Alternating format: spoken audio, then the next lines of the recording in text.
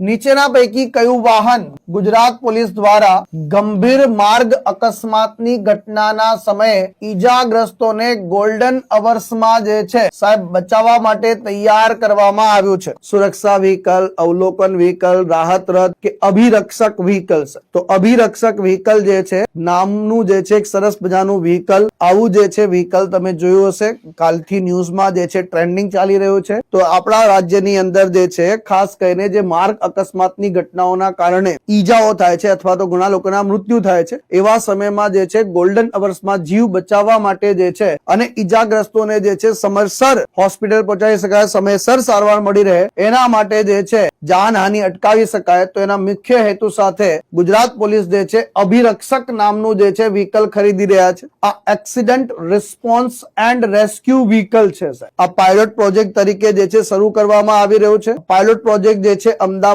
ગ્રામ્ય અને સુરત ગ્રામ્યમાં જે છે શરૂ કરવામાં આવી રહ્યું છે.